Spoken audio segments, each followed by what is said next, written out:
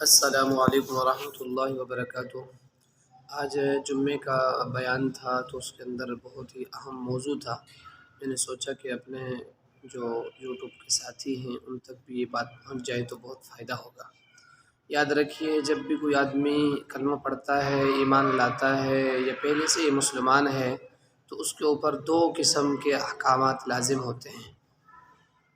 ایک احکام جو کہلاتے ہیں وہ عبادات ہیں، دوسرے احکام کہلاتے ہیں وہ معاملات ہیں۔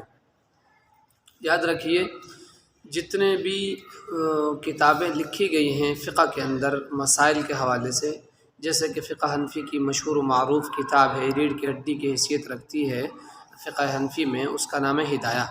تو ہدایہ کی 4 جلدیں ہیں، ان میں سے پہلی جلد جو ہے وہ عبادات پر مشتمل ہے، یعنی عبادات کے احکامات ہیں، مسائل ہیں، اور باقی 3 جلدوں میں معاملات کے مسائل ہیں۔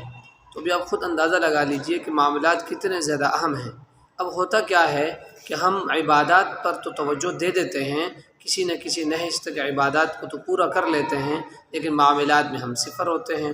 تہجد بھی پڑھتے ہیں، نمازیں بھی پابندی سے پڑھتے ہیں، تبلیغ میں بھی وقت لگاتے ہیں، اور دوسرے خیر کے کام بھی میں بھی شرکت کرتے ہیں، لیکن معاملات میں ہم صفر ہوتے ہیں۔ معاملات کیا ہیں؟ حقوق العباد ہے، یعنی لوگوں کے ساتھ کیسے رہنا ہے، اخلاق کیسے ہیں۔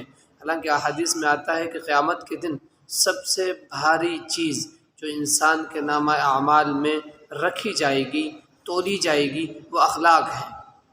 حالانکہ آپ صلی اللہ علیہ وسلم نے نماز کے متعلق نہیں فرمایا، روزے کے متعلق نہیں فرمایا، زکوٰۃ کے متعلق نہیں فرمایا، بلکہ فرمایا کہ سب سے وزنی چیز جو انسان کے نامہ اعمال میں تولی جائے گی وہ اخلاق ہوں گے۔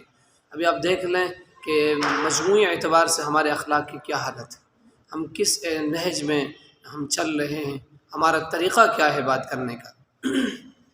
اسی طریقے سے جو عبادات ہیں، اگر عبادات میں غور و فکر کیا جائے تو علماء کرام کے بیانات سنے جائیں، علماء کرام کی جو اظہار ہے اس معاملے میں اس کو سنا جائے، اور قرآن پاک کو پڑھا جائے اور اس کو سمجھا جائے، تو عبادات کا مقصد بھی دراصل معاملات کی درستگی ہے۔ جیسے مثال کے طور پر نماز کو ہی لے لیا جائے کہ نماز جہاں کہیں بھی حکم آتا ہے نماز کا، نماز پڑھیے، تو اس کے متعلق آتا ہے قرآن پاک میں اللہ تعالیٰ فرماتے ہیں ان الصلاۃ تنہی عن الفحشاء والمنکر، کہ نماز جو ہے، نماز کا جو مقصد ہے وہ یہ ہے کہ تمہیں برائی سے، فحاشی سے روک دے۔ اب دیکھیے، برائی، فحاشی اور گناہ یہ سب کیا ہیں؟ معاملات ہیں۔ تو نماز کا مقصد بھی یہی ہے کہ معاملات آپ کی درست ہو جائیں۔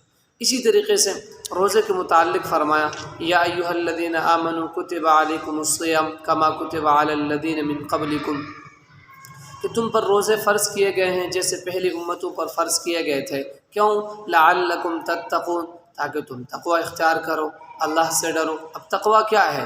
تقوی یہی تو ہے نا، اللہ کے احکامات کو ماننا، معاملات کی درستگی، دوسرے کے حقوق ادا کرنا، چوری نہ کرنا، اور اسی طریقے سے اور جو حقوق ہیں اس کو ادا کرنا معاملات کے لحاظ سے۔ اب ہوتا کیا ہے کہ ہم توجہ دیتے ہیں تہجد کی طرف، عبادات کی طرف ہمارا بڑا زور ہوتا ہے، لیکن بہنوں کے حقوق دبائے بیٹھے ہیں، اسی طریقے سے بھائیوں کے حقوق دبائے بیٹھے ہیں، پڑوسیوں کے حقوق دبائے بیٹھے ہیں۔ پڑوسی مثال کے طور پر اگر کوئی کام کر رہا ہے، ریتی اس نے لائی ہوئی ہے، کرش لایا ہوا ہے، مجھے تھوڑی سی ضرورت پڑی تو میں نے بغیر پوچھ کے اس سے اٹھا لی، حالانکہ ناجائز ہے، حرام ہے، معاملات میں سے ہے۔ اسی طریقے سے لوگوں کا قرضہ لیتے ہیں پھر دیتے نہیں ہیں، پھر بھول جاتے ہیں، جیسے کہ پشتوں میں بھی ہے، وہی ایک مثل ہے کہ قرضہ کسی کو آپ دے رہے ہیں تو ساتھ میں پتھر بھی دے دیں، تاکہ دوبارہ جب آپ قرضہ مانگیں تو آپ کو پتھر آپ کے سر میں مار دیں۔ تو وہی بات یہ ہے کہ معاملات بہت ضروری ہیں۔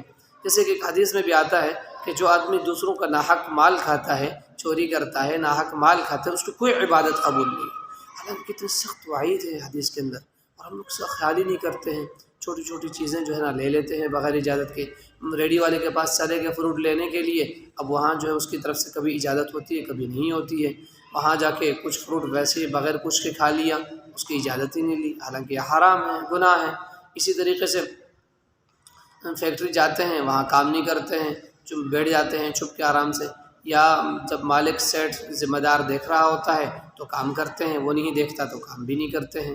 اب دیکھیے یہ کیا ہے، یہ حرام ہے، معاملات ہیں، ناجائز ہیں، تو ہم لوگ معاملات میں صفر ہیں اور عبادات میں کوشش کرتے ہیں، حالانکہ اصل جو احکامات ہیں جس کی طرف شریعت نے زیادہ توجہ دی ہے وہ معاملات ہی ہیں۔ جیسے کہ آپ صلی اللہ علیہ وسلم کے ایک حدیث بھی ہے کہ ایک آدمی بس اوقات جو عبادات میں اتنا مضبوط نہیں ہوتا ہے، لیکن معاملات میں مضبوط ہونے کی وجہ سے وہ روزے داروں جو ہمیشہ روزہ رکھتے ہیں ان کے مقام تک پہنچ جاتا ہے، اسی طریقے سے جو راتوں کو قیام کرنے والے ہیں اس کے مقام تک پہنچ جاتا ہے۔